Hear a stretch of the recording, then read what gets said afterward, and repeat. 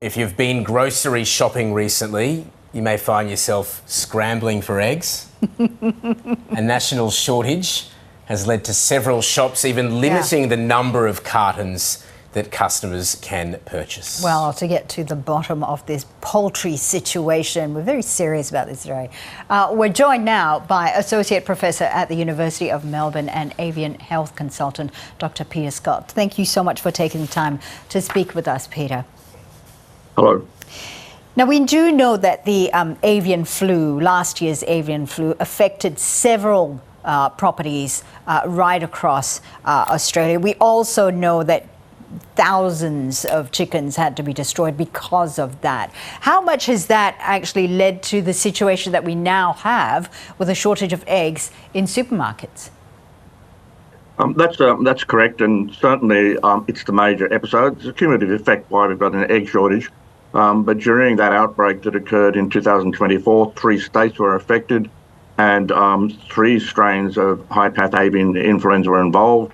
And that meant there was over about 2 million layers depopulated, and that was about 10% of the national flock. So that's been quite significant. So that was the immediate cause of the egg shortage. And the resolution, we have to go through a resolution, which is depopulating the farm, doing disposal, and doing cleaning and disinfection. So that process takes many months, and then after that they have to do a phase called resolution, which is now proving those particular farms are free of disease.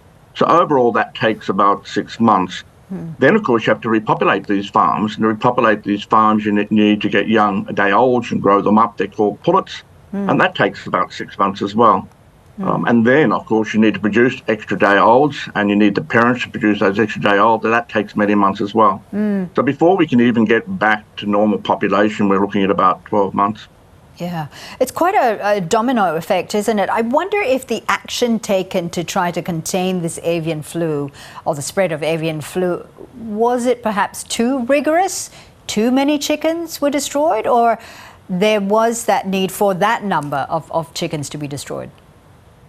The first thing I must say on that is that the high-path avian influenza outbreaks we have in this country are associated with strains that actually come from our wild waterfowl. So it's a spillover effect with free-range birds, particularly when they get cross-contamination with our commercial poultry. The virus spills over into commercial poultry, and then they get infected and start to die. In this case, we actually did not destroy any birds that weren't clinically affected by avian influenza. In previous times, we've had controlled areas, restricted areas, and we used to destroy everything in the restricted area, but that wasn't the case this time. We tried to maintain all these flocks, but all of the birds that were destroyed, which included some pullets, a small number of ducks and broilers, they were all affected and were tested positive for the disease. I do know that the industry is undergoing this transition of from caged eggs or caged chickens to free-range chickens and free-range eggs at the moment. But I also wonder whether there's a higher risk of these chickens, being free-range of course, being more vulnerable to avian influenza. That again is very correct. At the moment, there's a code of welfare has been finished, has been completed, which is going to demand the phasing out of caged eggs. The timeframes are uncertain, and that's creating a lot of uncertainty in the industry, because to replace those with alternate systems like free range and barn requires a lot of capital input. So that's also leading to a reluctance to spend money in the system at the moment to do more capital expansion. Because of that uncertainty. Then on top of that, which you've correctly said as well, is that when you have free-range birds, it's very hard to control their biosecurity in regard to their horizontal contact with wild waterfowl. So consequently, it's paradoxical. While we consider free-range birds have better welfare, really we go back to the old disease situations. These birds now we find it much more difficult to control their internal and external parasites, vermin from things like foxes. They also have fecal-oral cycle bacterial diseases. So the overall performance of birds in alternate systems is generally poorer and more expensive with a larger footprint.